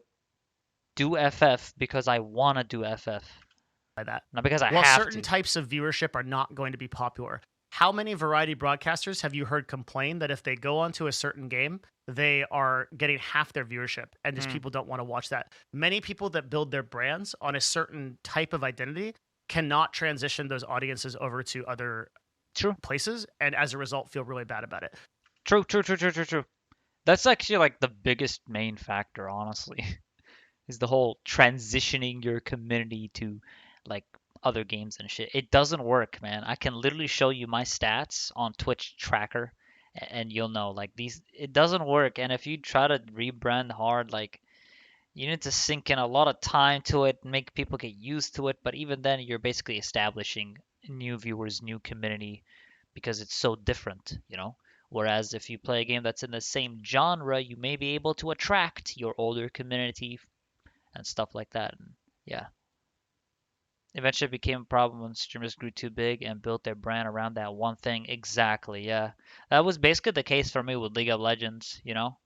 But I sucked it up and I literally moved to Guild Wars 2 and I really needed that. Like I'm so much happier like with Guild Wars 2 and Final Fantasy and just like MMORPGs. I've always like because my first MMO was RuneScape when I was like a kid, but Guild Wars 2 was my real first MMO. It's the one I put the most time in. Like I wasn't even like a membership on RuneScape. I didn't have member. I was just an F2P player, right? Like Guild Wars 2 was my first real MMO. I was notorious for this as a League of Legends streamer full time, and one of the reasons why I decided to stop streaming and go into business and Oh look, he talked about League. He streamed League first. only create content as a side job was because I was a full time League of Legends streamer. At the time on the platform, I had around 2.5 to 3,000 concurrent viewers and just as many subscribers. I was Yeah. killing it, but I Mhm. could not play League of Legends. I remember I Yep. curled up in a ball underneath my desk one day. Bro, that's literally what I do. Like I'm serious. I'm not even kidding. Like one time I literally dropped on my knees and I looked in the sky with my arms up like I'm in a fucking drama movie. I'm like, what the fuck am I doing? Like, you know? And I cried because that was how hard it was to imagine streaming another day of League of Legends and having 5 people on my So true. team tell me that I should die. and Oh my god, how true is this? You're tired of dealing with the people in game, tired of dealing with the game itself, tired of dealing with all that shit. The game is so toxic. I don't even want to talk to all these shitters, man. Like if I go on Final Fantasy, I play with awesome people. They're always nice, badass community. I have a good time. My viewers are awesome. Like it's just literally so much better. It's literally so much better than League community wise, interaction wise, like everything, dude. Everything. First time I was a janky game called Fiesta that I played on my laptop in high school. Fiesta? all Oh, I never heard of that one. I'll check various it out other things after. that I can't mention on YouTube or I get demonetized. So just on and on and on every single day. And like I know there might be Oh man, die in a fire. someone in the audience is thinking like, oh well, woe is you, like you making that kind of money playing League of Legends, bro. Every day, 7 days a week, like it gets to the point where it is mentally exhausting. Yeah, Like, it's like, what the hell am I doing? Talking a bunch of idiots in game, like talking all that shit, and like just feeling like you have to stream it. I've literally been there, bro. That sucked. It was the worst time ever. I understand the privilege that I had being able to make money off of video games, but it's like not this dream that people think. You get so exhausted, like that all you want to do is you want to create something else. You want to do something else. Yeah, it's like, fuck this! Get me out of this shithole! Get me out of this bubble that I'm in, you know? Just imagine like being assigned to some menial task, and like no matter what you get paid at some level, it doesn't matter. Look at Asmongold. The guy's clearing millions of dollars a year. He must be, compared to his YouTube and his subscriber True. count, but he's not happy. True. And you'll see this consistently across every broadcaster in the top levels. So fucking true. Pokimane is so successful. She's a multi. Yeah, Pokemon even stopped streaming like consistently at some point too, because like it can be mentally exhausting in various ways. I fully understand even Pokemon's perspective. Millionaire. She can afford everything, but money is not solving her problems. Hassan, money is not solving any of these problems. So it's not about that. It's not about that success. It's about identifying that there is some real struggle within streaming. Like one of the worst things we do to broadcasters as a community, listen up. This is so important. One of the worst things we do to broadcasters is we make them feel marginalized because they play video games, and we make them feel like, oh, because you play video games, you should be grateful. You should be ecstatic that you make money this way. And like that undermines the reality that this is a really difficult job that is super duper time consuming, has an enormous amount of negativity compared to other jobs. I love this guy, man. I love him. I love his videos, everything. I am so tired of hearing people dog on broadcasting like, oh, you play video games, like that's the easiest thing in the world, must be nice, right? Give it up. Yeah, fuck off. You don't even know what goes behind the scenes behind it, dude. It's literally man, it's so much to it. Like, you think growing brand is just like, oh, it's chilling playing video games. It's not even close to that, man. Not only do you have to expand your brand, you have to look at outside sources to expand your brand, and on top of that, grow a community and think and talk to other people to grow your brand. Like, have an editor, have this, have that. Man, it's not just sitting down and it's a lot. It's actually a lot to think about, and I'm going through it. Literally, I'm going through it. Like, that is the worst thing for these broadcasters to hear. A little bit of a rant there, but super important. Broadcasters don't usually get to do what they want to do. Even if they start streaming a game like Path of Exile because they love the game, playing that game for thousands of hours, 12 hours a day, being a balloons only streamer or whatever, right, is exhausting. It's so much, and you have to imagine that. Not being able to stream what you want is like one of the number one things that is so difficult, and so it causes broadcasters to get into this place where they just get mentally exhausted, and they can't keep going. So true. Holy shit. I just think that way too. When I was younger, until a friend of mine and I gave streaming a try briefly in college, we were surprised at just how much went into it. Oh, that's pretty sick. You've actually given streaming a shot. That's sick. That's awesome to hear, actually. I start off like that, but many don't understand what's going on behind the scenes, so they saw what's present in front of them, and grew envy. Yeah, exactly, dude. Like, can you believe? Like, you guys know Ninja? I'm sure, like, you've heard his name at least.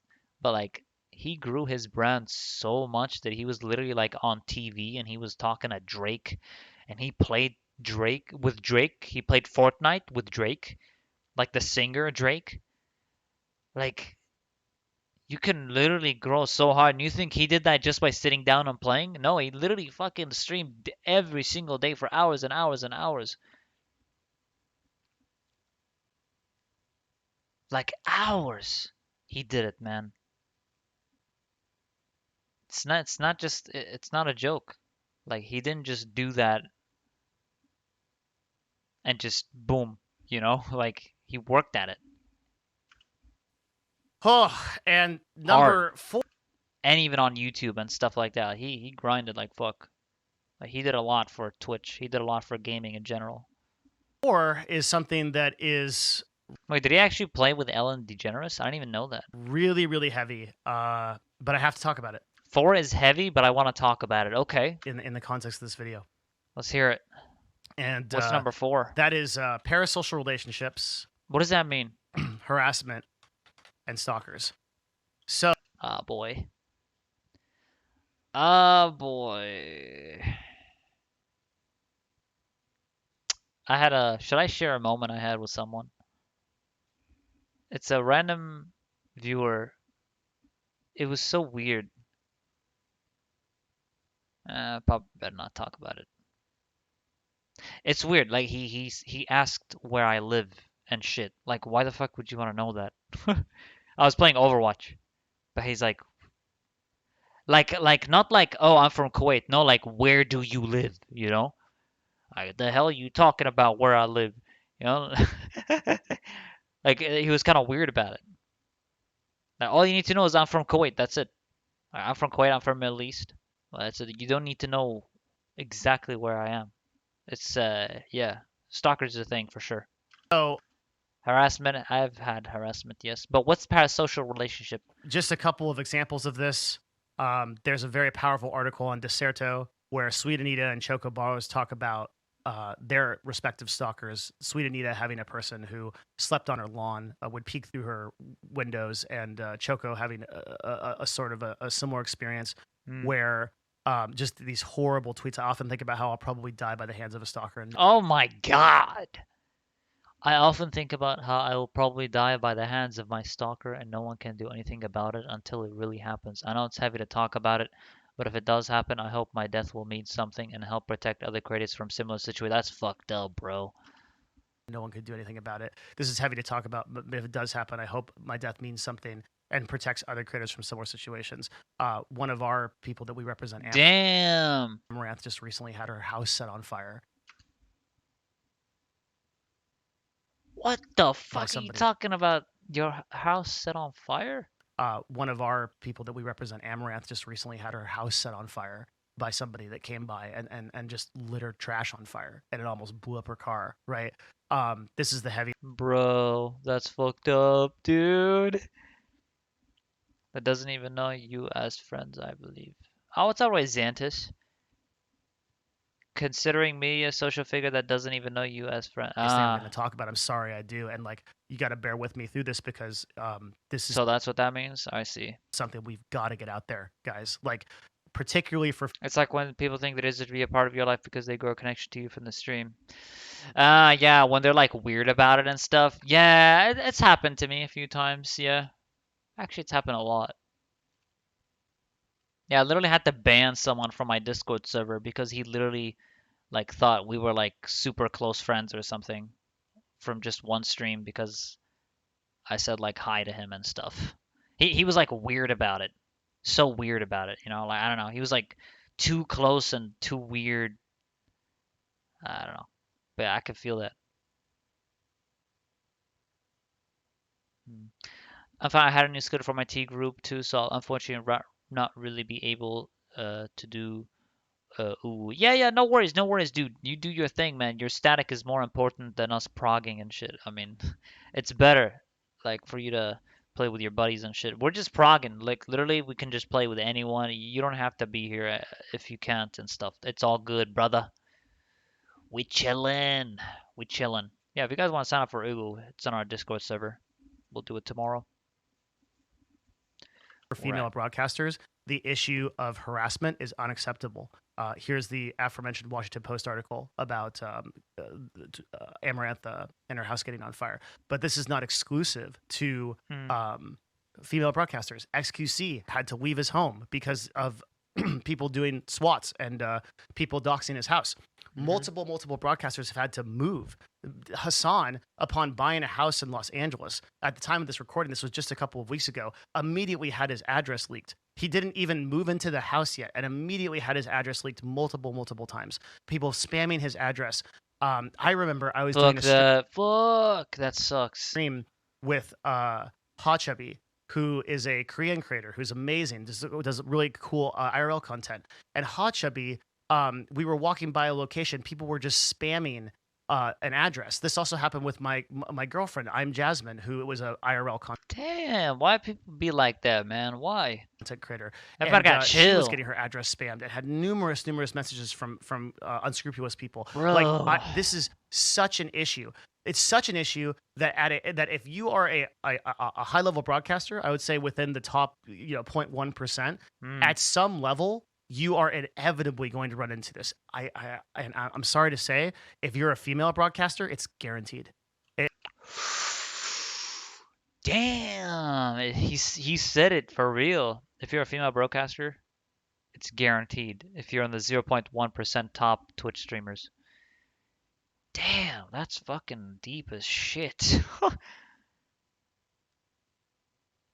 We started knowing from what you share with us on stream, but you don't know us. We aren't your pals that you're gonna hang out with because we chat with you. But some people have an issue understanding. Yeah, yeah, exactly. Like you guys are my community, you know. Like without this community, without my peepos, you know, like there's no stream. It's that simple, you know. Like at the end of the day, like it just depends at what level of weird do people get. Like I'm all cool with hanging out with peeps and shit and getting to know them. It's a lot of fun. It's like the best part of streaming, you know? But it's just about what are the stupid shit that that person will say that will like be weird, you know? That's just kind of like how I view it. Is how weird will you get? But yeah, like I don't mind like establishing the community and like being chill with buddies. Like for example, Xantis, right? Xantis in our chat. Like I love playing with Xantis. I've talked to him on Discord voice. We're doing like raids and shit. Like I consider him like a close member of the community because he's a regular, you know? So like I view, for example, Xantis like that. I view CU like that. Hell, even Emmett Watcher, he's been around on our stream often and stuff like that. Like you guys are a major part of the community, you know? So, like with regulars, it's easy to grow like, uh, you know, like a level of what do you like? For example, Clona. Like he's been watching my stream for like 8 years, right? Stuff like that, you know. These things are like so easy, you know. Hi, Clona. One of the There he reasons is. why why VTubing is taking over and becoming such a prominent thing is because VTubers are get to be more anonymous. So people like Silvervale and Momo have talked about the difficulty of Okay, I get that. of like the imagining trying to be a girl and presenting yourself on stream and having people look at you for all these ways. Not only is that Yeah. extremely difficult to a person's self-image, is people like Lily Pichu have talked about this a lot and have created VTuber avatars so that sometimes they can just relax and they can just kind of chill out and run on a cool. And I love the VTubing phenomenon. Like it's so awesome that's like one of the main undercurrents that's empowering women right now is VTubing. It's awesome. It's so cool that we have that. Yeah, it's cool. It's not something I'd ever do ever, obviously. It's not my style to do that. Never will, never planning to. Because obviously my whole thing is like me, you know? Me talking, my face, my voice, everything. But like women that put themselves out there to get judged for their physicality, which is mostly what they get judged for, unfortunately. That have to climb the ladder of like Amaranth, for example, who is an amazingly smart business person. If you don't believe me, go to Twitter and follow @WildKate, which is her account that's not @Amaranth, so it doesn't just do content. You have to admit, Amaranth is actually smart with the business thing. A lot of people like call her shameless, all that shit with the whole Patreon thing she does, but I mean, people literally do it, and like it works. Like she is actually intelligent as fuck. She made it work. You know? Every many large streamers knows like some of the early member of the community when they could actually make connection with them. It's different from a true parasocial relationship. Yeah, exactly. I can't really see myself do that as a brand image. Yeah, I understand. And she regularly posts stuff about the stock market and about business that I don't understand. It blows my mind, right? It's just the stuff that she clearly shows she is very, very on point and connected. So this woman is a genius when it comes to business. That's and obviously so cool. that's what has caused her to rise to the top. However, That's not cool.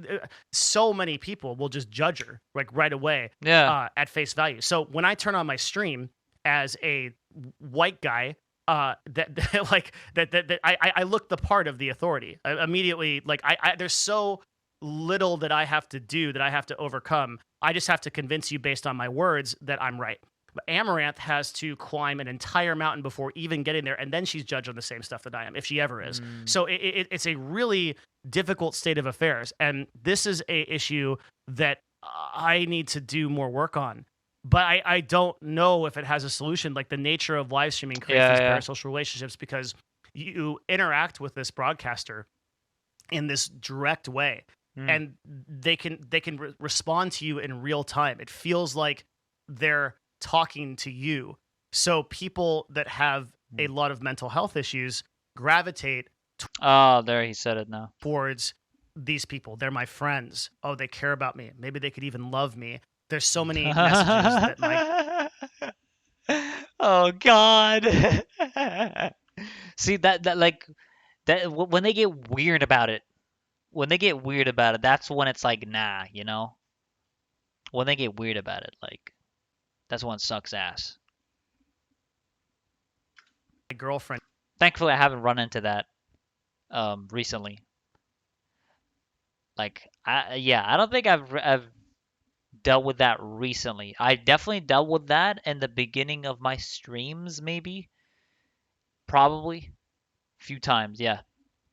But, like, it hasn't been happening, like, recently with FF and Guild Wars 2.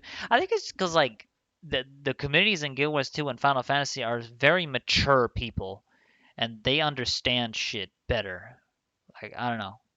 Like, social-wise. They're very social. Both communities are very social. I feel like both the communities are awesome as well. It might be a primary factor. Honestly, even Overwatch, they're more mature than League of Legends players. I think some games have specific communities that do things a certain way. I don't know. Like League of Legends community is really weird. I think they're weird. I think it maybe is like free to play games sometimes. Like CS:GO. There's a lot of weirdos in CS:GO.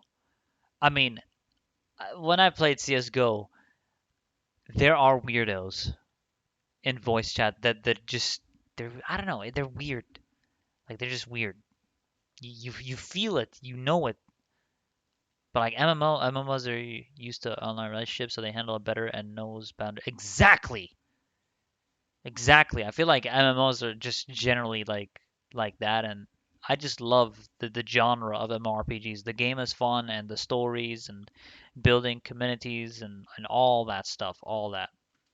gets, or that influencers that I know that I represent get, that are like, will you marry me? Like will you be with me? I can tell you love me. Like they're these really Oh my god. sad messages. Sometimes I see messages a lot of the time from female influencers that they show me. They're just pages and pages of people writing with no response back, and this is Wow. something that is really difficult to talk about, and this Sure. is one of the reasons why going back to Rise Above the Disorder. True. Exactly, Emmett. I feel like that's the case for League of Legends. Like, I feel like people don't ever get punished in League for being toxic, and like not anymore anyway. I don't know. Rad, I cannot stress enough that maybe if you know a person, or you are watching this video and you're here, please like consider that charity. It's That's cool. Get connected with therapists. Rise above the disorder.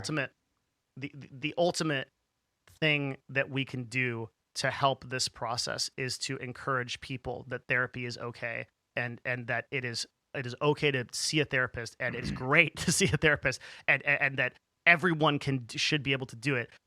If we lived in a country, in a world where mental health was more highly valued, we don't. So it costs money, and a lot of people and a lot of people are privileged out of it. So Rise Above the Disorder tries to connect people to people who can get for affordable. Well, you can be toxic by not even writing in chat, just abusing emote game mechanics. It's harder to put. True. Oh, what is this? What is this Nunu doing in my jungle? Question mark, question mark, question mark, question mark. Just spam question mark on him. He'll get the message, and then he literally type, "Oh man, get cancer, idiot." They're all so they're fucking toxic, dude. Like that's the game. Literally, that's what they tell you. Like they're crazy. They're literally crazy. Mental health or free mental health, and it is an incredible Die in a fire, shitter. charity. Like the stupidest like insults ever. That's literally League. to people who can get for affordable mental Shatter. health or free mental health. And it is an incredible charity. Dr. K is also doing a lot of work in this area. So those Just are the two fucked people that I'd up. recommend right now. But this is an issue that if there's anything I want you to take away from it, it's just to be aware of it and to support broadcasters that are going through it. That's all. That's the only thing that I think I could recommend here. Support the charities and the broadcasters that are going through it, because this is like the real hidden dark side of broadcasting. And maybe it deserves its own video and like compilation. It's a tough one. It's a real tough one. I feed now. Good luck. See ya. Well, guess I'm running it down mid. So, let's get on to a little bit of a lighter topic. Give me a sec. That's a lot. And I just, obviously, I've just been in this space for so long. That made me tear up a little bit. Man, that's crazy. I feel that, bro. Just because I'm so passionate about it. And I feel so bad for the people that are going through it. I just feel so bad. Bro, I love this YouTuber, like legit. He's such a legit content creator. You guys should watch him as well. His name is Devin Nash. I watch all his videos. He helped me actually a lot with like motivation to stream and stuff like that. Like he's legit. I've been watching him for a few years now. Okay. The fifth one is direct competition. He's legit. So Twitch creates a directory system. Direct competition. That puts you 1-to-1 with other streamers in your genre and their viewership. Yeah. There's also a concept called crossover viewership. Crossover viewership. So we're going to look at a map of communities on Twitch. Yeah, other streamers You in may your have seen genre. this. When he says genre, I guess like he means just like a gaming genre, not like a specific game, like Final Fantasy. Like he means Final Fantasy, Guild Wars 2, World of Warcraft. May have not. And this is an older map I just pulled up. I think it's one. a tag thing, right? So what you'll see here is Whoa. a interconnected group of communities. Holy shit, look at this. It's a whole fucking mind diagram. One of my favorite insult moments. My buddy and I were playing Street Fighter 4 online, and he wrecked a dude in like 4 consecutive matches. The guy started spouting off how he was gonna find my friend and kick his ass in real life.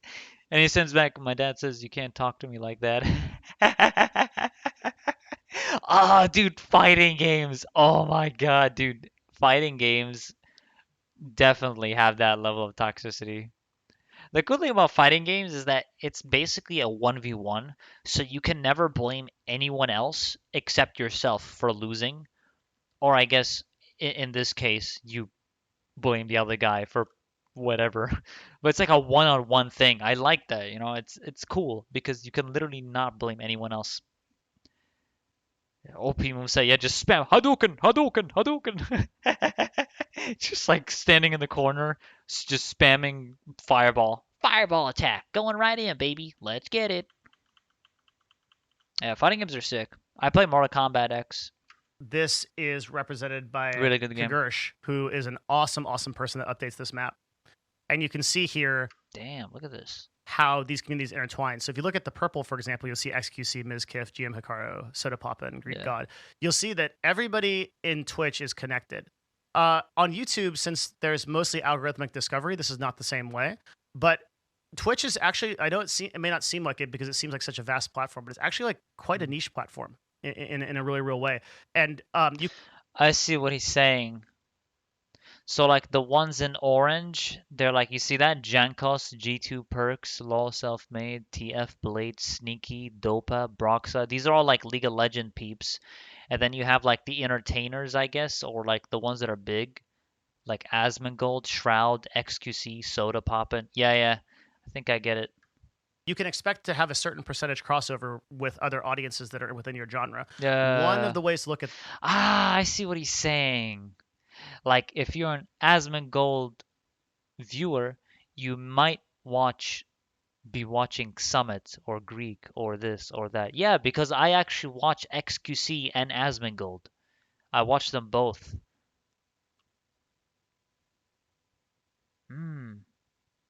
Nice. I see what this is. This is kind of cool, actually. Like Nick Merckx streams with Tim the Tat Man, and they're both in the same category because like a Nick Merckx viewer might watch a Tim stream. This is you can go into your dashboard if you're a creator, and you can see the crossover audience that there is with other creators. So it'll show you, I think, on the bottom right of the Insights dashboard. Should we do that? I'm gonna do that. Okay, I'm actually gonna do it. One sec. Okay, let me see. What are my crossover streamers? What do you guys watch? Give me a sec while I pull this up. That's kind of curious because I think I know what he's talking about. Hold up. This should be fun. Let me see. Who else do you guys watch? So usually it shows you like if someone's watching this kind of content, like you guys watch that kind of content. But let me see if I can actually find it. I found it. Okay, look at this. What channels have viewers in common with mine? Quasi, Teru, Albster, Ludmiel, and Crojack. And at one point, I saw Asmongold and Annie here. I think that's like weekly thing, but they were 100% there. I saw Annie and Asmongold here. But still, some of you guys have these viewers in common with mine. So that's, I think, what he's talking about here. It's like, these are my viewers in common. Which categories do my viewers like to watch? Final Fantasy, Just Chatting, New World. Oh, some of you guys like New World. 2% likely good. Hope it stays that way. Fuck. That's kind of cool, huh? It tells you everything. Rich Campbell. Where did my views come from? Rich Campbell. Xeno. Final Fantasy. Yo, that's kind of cool. So we got Xeno and we got Rich Campbell as well. A lot of you guys actually watch those peeps. I swear Asmongold and Annie Fush. How do you say her name? Annie Fushia? Fuschia? Her. She was here at one point. I swear. And Asmongold too. But I think like throughout the months, like these got up or something. That's kind of sick. That's really badass. I really wanted to see that, just to like see myself. It'll show you streamers that you have viewers in common with, and you'll be surprised if you have over like 100 to 500. Fuchsia, that's how you say it. Where's she from, by the way? I thought she's Swedish, right? She's sick. You guys know she rated me one time as well. She's really cool. She literally rated me with like 1,000 viewers or something like that. She's sick. That was really kind of her to do. That was like when I was in Shadowbringers MSQ. 500 viewers, like you'll have huge crossover audiences, like sometimes upwards to like 20 to 50% crossover audiences with other broadcasters. Yeah. So it just goes to show just how closely knit these communities are. So going into this is like the IRL kind of like live stream meta reacts communities, but we can go over here to like some of the more esoteric communities. Like this one is like the Spanish community. I say esoteric; it's actually the biggest community. Yeah, because like obviously if you're a Spanish viewer, you like to watch Spanish streamers, so it's like their own bubble here, you know? So it's like this is the Spanish streamers. It's kind of cool. There's like separate communities for like that kind of stuff. On Twitter. Rocket League and Brawlhalla, you guys can see that. I did a there. video about that. Let's try again. What about and the you green? can go over here to like some of the like the Japanese community, Japan. or some of the like what is the yellow community again? I can't remember. EA Sports, FIFA, Monta, maybe football. I don't know. Oh, sports and things like that. Yeah. Yeah. So you look and some German streamers like Montana Black and things like that. And look over Sports here. streamers. Yeah, like certain genres. Yeah, like I'm streaming Final Fantasy. I'm streaming MMOs. So, like, as you just saw, like Xeno, Annie, Asmongold, Quasi. Like, I'm basically in that group. Like I would be in that group basically. Like some of you guys watch them, and you watch me. You know, that's kind of cool. Here and just see how interconnected they are. So it's very easy if like there are 2 or 3 group of broadcasters in your category to blobs. view those people as direct competition. Like Agario.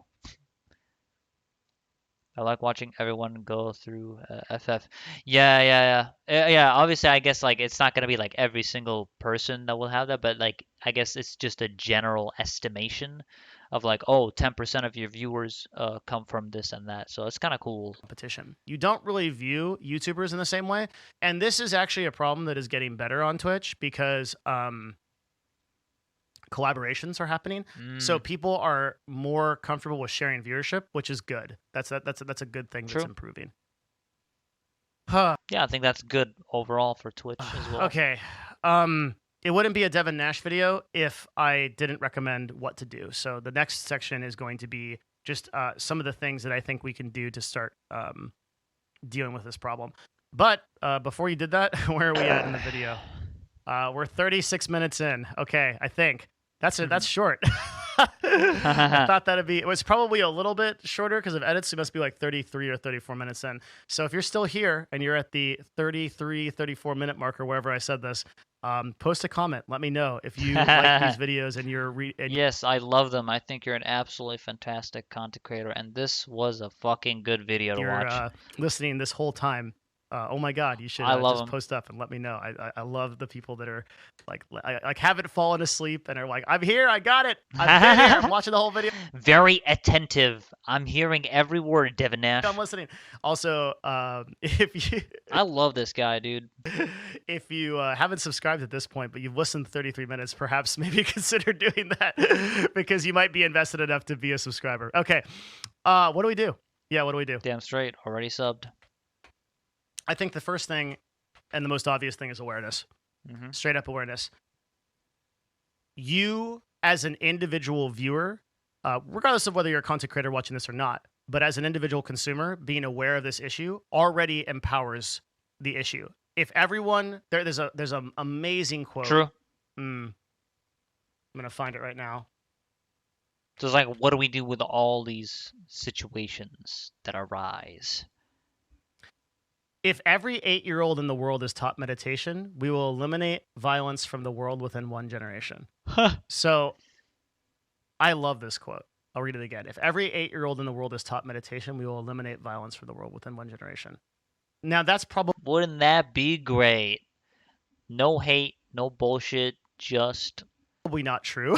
yeah. But It'll never be true, but hey, wishful thinking though. it begets a point that the ultimate goal of meditation is awareness. And what he's saying there is that increased awareness on issues will in of themselves start to contribute to the solution of the issue.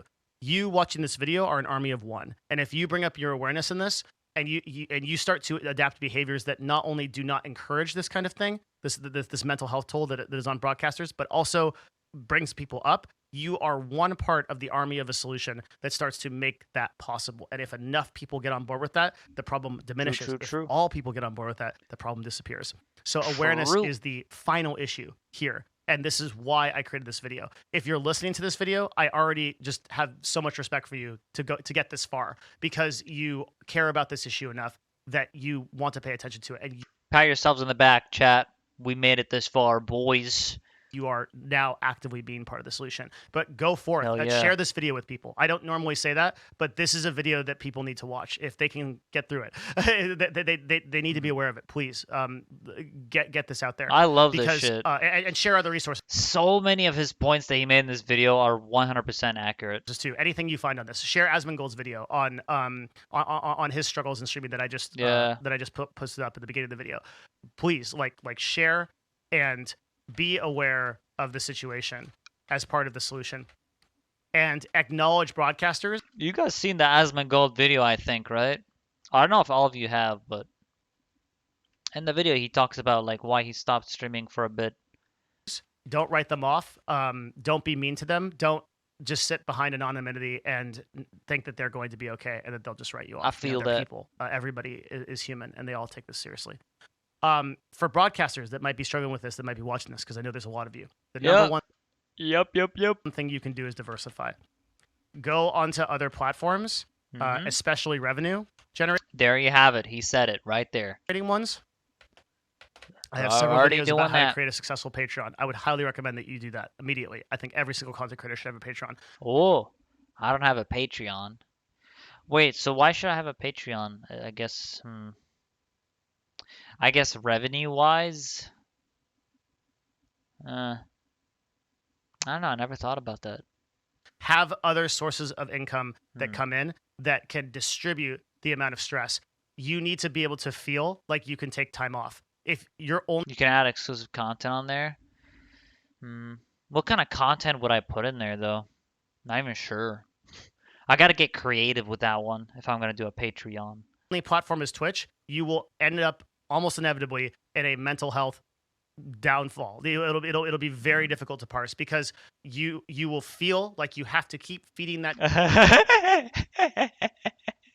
Yep, if you guys give me $100, I'll show you my foot. I'll show you my left ankle. You want to see this left ankle, baby? Dragon just for it to survive.